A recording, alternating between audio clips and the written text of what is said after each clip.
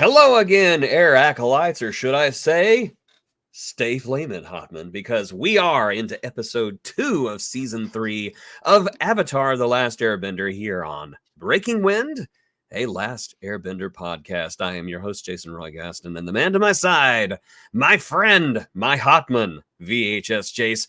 Good afternoon, evening, or morning to you, because this is YouTube and it doesn't matter. It does not, but what matters is this episode. I can't wait to have a chat about it. Well, then why wait? This is the Headband. And let's talk about it. First of all, let's get the elephant out of the room. This is Footloose. This is Footloose. This episode is Airbender Footloose. Is Airbender Footloose. Oh my. And I mean that in the best possible way. The only thing that's missing is Kenny Loggins. Yeah. I gotta cut loose. Like you're dead right. Kick off my Sunday shoes. This was this episode overall was a bit lighter than I was going to expect. Yeah, I like that they're having a little bit of fun right now because it's the location. Yeah, I mean, obviously they're going to get into some more heavy stuff later on, but for right now, yeah, let's have a little bit of fun while we can. There's more fun later on. Just wait until they get to Ember Island. It's great. Okay, so first of all, the most fun place in the world, prison. Zuko wakes up, he goes and he stands in front of this big prison, and then he walks away. Because he's a little pansy who can't live with his life decisions. So yeah, obviously some things going on there. Now, I told you. Now, obviously, we all know by this point, the great voice actor Mako had passed away, and they were getting ready to pass the character of Iroh, who is without a doubt one of, if the not the most popular character on the show. They're getting ready to pass it off to another voice actor who did a fantastic job, but with it, by the way. And I told you that they dealt with it in a very interesting way. And I'm sure you've noticed in this episode, in the last episode, that Iroh has not said a word yet. He has not uttered a single word. But it absolutely makes sense to the story that they're telling at the moment. It's consistent with the storytelling. Why he's not talking. It did. Because I wouldn't want to talk to that little shit either. I would not either. I'd be like, you need to go now before I do the fire of the breath in your freaking face and make your other eye match. Yeah. But yeah, would Iroh really do that though?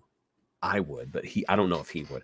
But this is very similar to the way that they did Bewitched when Dick Sargent. Darren, when Dick Sargent left, and no, I'm sorry, Dick York, and then Dick Sargent. Yeah, I one don't of know the if two. Sargent became. Dick became before Sargent. Whenever Bewitched switched one Darren for the other one, the last few episodes that the old Darren was on the show, he would be at the very beginning of the episode. He'd leave. Samantha and Tabitha would have an adventure, and then he'd be back in the last minute. And so basically, it was showing you, look, we can do this show without this Darren. And then the next season, the new Darren came in, and it was actually a pretty smooth transition for being such an important character. We're seeing that here. We're seeing Iroh is present, but he doesn't say anything. And it absolutely serves the story. And I think that this is brilliant. And Iroh does not speak for several episodes. He's here, but he just does not speak. The level of betrayal, the amount of work that Iroh had put into the nephew, the amount of love and support. And yeah, exactly. That face, that image right there sums up exactly how he's feeling. I don't blame him. Yeah, but as with Iroh, there's more going on than you know. And I absolutely love the way that this storyline resolves itself. And it does not resolve itself until near the end of the series.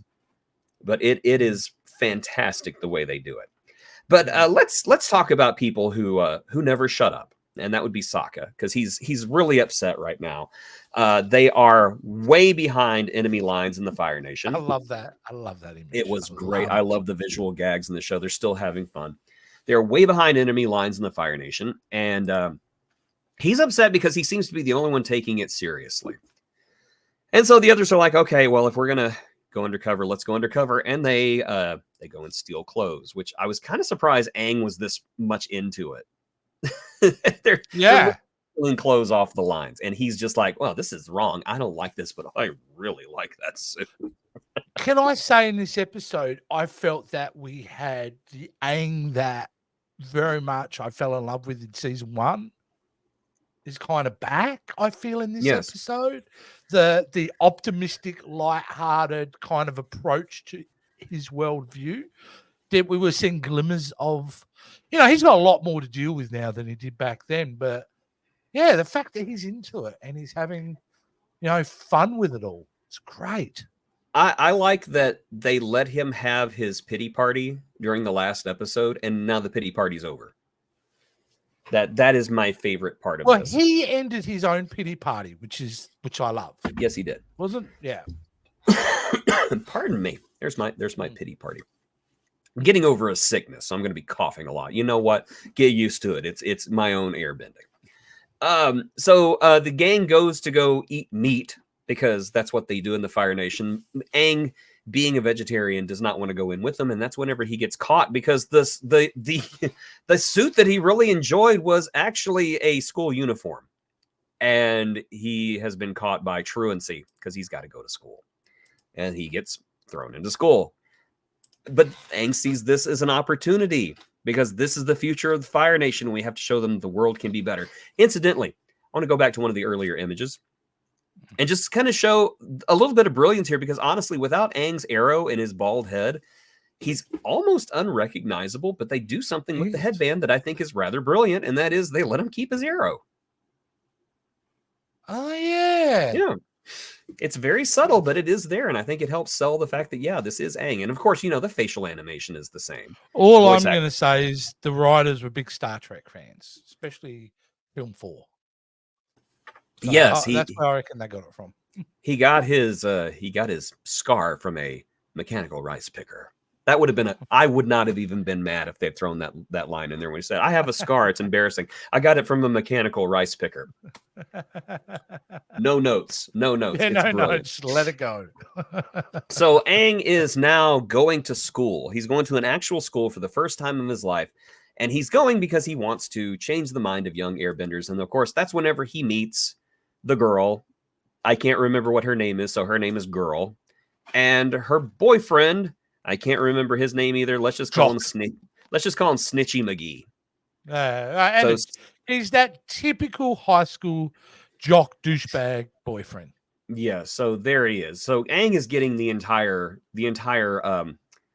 gamut of American high school movies. I'm kind of surprised they didn't give him a token black friend and just let it go from there.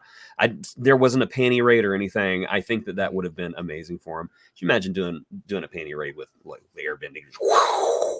Okay, can we go now? I don't get it. And he wouldn't get it. He wouldn't understand. He'd think it'd be like capture the flag or something. So Aang goes back to the cave, and of course Sokka is 40 years old, by the way. Now it is. I know. Everyone's like, "What's a panty?" Just to age us a little bit. 40-year-old. What's a panty raid? I don't understand. That sounds sexist. Let's cancel him. Probably should, making a reference that old. Watch Revenge of the Nerds, or don't watch Revenge of the Nerds. Please don't. No, watch Revenge of the Nerds. Just don't watch any others. Yeah, don't. And kind of. There is kind of an unconsensual love scene in it. Yes. Oh, yeah. Man, the 80s. Let's just rename it 80s. Problematic All over. This show isn't, though. This show isn't. Most of the time. Whenever it is, it's completely unintentional. But Sokka also sees problematic things all over the place because he can't believe Aang is doing something this dumb. But Aang, of course, talks him into it, and Sokka's like, okay, whatever, go to school. I don't care. It's just the future of the free world. Go to school. Apparently, we have that kind of time. Oh, but anyway, I think it's brilliant that they're humanizing the Fire Nation. I think it's absolutely you brilliant have to. because we've seen him as the big bad villain, and now that we're in here, we're actually seeing that really pretty well much the same across the entire land. Whether you're Fire Nation, wherever you come from, you know, people are generally the same. Yeah, people are great. It's the kingdoms, it's the kings and queens and It's the presidents and oligarchs. premiers, and It's their it's all moral those people. values. Yeah, it's all those people who suck. And speaking of people who suck, Zuko visits Iroh, talks to him. Uncle, I need your advice. Iroh doesn't say a word to him, and so Zuko is without his mentor at the moment.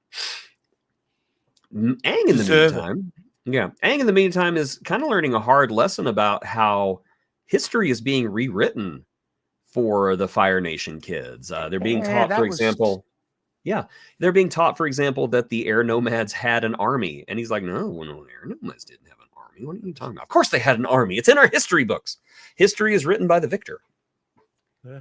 And so history is written by the Fire Nation now. And then here we come to the Footloose part, because Aang is playing an instrument and he's tapping his feet. What are you doing with those feet? Oh, I was dancing. Well, we don't dance here. Dancing is against the law. Said John, gotta loose, Footloose. Another 40-year-old reference. Sunday shoes. They remade Footloose a couple of years ago, and it was that was awful. Shut up! It was great. Awful. They turned Footloose into a country song. It shouldn't have worked, but it did. It was great. I loved it. Hey, you want to know something? I was teaching in an inner city school in Dallas when that movie came out. Whenever it came out on DVD, I was walking through the hallway and I had one teacher playing at one room, and I thought, that's funny. He's watching Footloose. He's watching the remake. I went. There's another teacher in another room watching it on their TV. And then, I kid you not, I turn the corner, go down another hallway. There's another teacher playing it on their TV. 3 teachers in that school after hours were watching Footloose. And I thought, that's amazing. That's amazing. That's why the rest of the free world's in trouble, people. Yeah, well, exactly why. It's fine. It's fine. Oh, where were we? Anyway, Aang decides that he wants to throw a dance because he wants to show the Fire Nation kids how much fun dancing can be. But before he does that, him and Snitchy McGee Jockbutt decide to get into a fight. Well, actually, Jockbutt decides to fight Aang, and Aang decides to M. Night Shyamalan him by just dodging all of the punches and just look at me. I'm totally Fire Nation. I'm not an Airbender at all. Great. It's good. He looks puzzled through the whole thing too. Yeah, he's just like, what? What's he trying to still hit me for? I don't get it. Why are you doing this, Joe Montana? I'm Tobey Maguire. So yeah, it's not Joe Montana. Who is the guy who was Joe Montana plays the mob boss in the series. Right? It wasn't him. It was Joe Manganiello. I don't know how to say his name. The dude from True Blood. Oh yeah. Joe, yeah. Deathstroke that never happened. Yeah. Well, it happened. It happened for a little bitty while. Tiny little bit. Yeah. He's going to be in the new one. He's in the new season of One Piece. Really?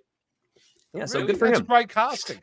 It really is. I agree. Any movie with him in it is great casting. I gotta say, he's really fun. He was in that. He was in Pee Wee Herman's last Pee Wee movie, and he was just so much fun throughout that whole movie. So anyway, Aang gets busted for fighting, even though he never threw a punch because the other guy is the jock butt douchebag. And Katara and Sokka have to come and play his parents. And great scene. I think it's funny that Katara actually got into the disguise game because she comes as a pregnant mother. Which is pretty great, eh? The fact that she's buying, but I love that Sokka has decided to go completely method. He thinks he's Jared Leto in this scene. He's just gone completely method acting. We don't need to be Sokka like that. Come on, don't insult him like that. Now, okay. Can I just tell you a quick bit? Just quickly, I read a story the other day. Everyone on the set of Tron Legacy, Tron Ares had to refer to him as Ares only. I would refuse. I would refuse. That is so pretentious. I would walk in and I'd be like, tell you to get. I'd be like, hey, Jared. Hey, Ares, tell Jared I said to go. Tell Jared I said go to hell. I'm not calling him that. No way. I'm sorry. You Method make actor. Morbius. You lost all rights for this pretentious. Yeah. Listen. Okay, so Dustin Hoffman's a method actor, right? And for Marathon Man, he was acting opposite the great Laurence Olivier. And so Dustin Hoffman being a method actor, he, for this torture scene, he stayed up for like 48 hours. He didn't shower. And he came in to, he thought it would help his performance. So he laid in the chair and he kept blowing his lines. And finally, Sir Laurence Olivier had enough. He's like, why can't you do your lines? And he goes, oh, I stayed up 48 hours. And, I just wanted to get better into this part, And Sir Laurence Olivier apparently looked at him at one point and said, my dear boy, have you ever considered just acting? I have no respect for method actors. I don't at all. All right, let's steer this car back onto the freeway. No, okay, fine. Let's talk about people having no respect. Zuko and May are my favorite new power couple. Yeah. The whole thing about, I love the way you hate the world. I don't hate you. I don't hate you either. That's still a better love story than Twilight. I love these two. It's like Zuko found Wednesday from the Addams Family and dated her. And again, I'm happy that he's found May and that they're happy together, because that means no more shipping Zuko and Katara together. I know the writers were trying it for a while, and I was just like, no, don't go there. Azula has found out that her brother has been going to go see their dear uncle, and of course she chastises him for it. And he obviously respects her decision, because he goes back and sees him again, demanding advice. I need your help. Can I complain about Azula? In the first 2 episodes, it's a less ferocious Azula than we've gotten before. This is a far more measured Azula. And I'm fully in love with this version. I think that I think Azula dishes out as much energy into the universe as she deems fit at the time. Right now, Azula is at home, and she's gone kind of dormant because her talents are not needed. So she's dishing out her manipulations in small doses. Now, if you miss the unhinged, scary Azula, don't worry, she's coming back. Okay. She does have more around the corner. She's just kind of safe at the moment. But Zuko does go back to see Uncle, and he demands his help this time. And of course, that's not a tantrum at all, Jason. No, that's not a tantrum. Yeah, he's like, get out of here, you little creep, and just get away from me. Bring me back some tea. So yeah. Anyway, the party happens. They invite a bunch of kids to their secret hideout, which has got to be a great idea, by the way. Invite dozens of loudmouth teenagers to your secret hideout, and they have a dance together. And of course, Katara and Aang has got to show them how it's done. And oh my. Okay, now look at this. What the thing that sells me about this frame is the 2 beads of sweat on both of them.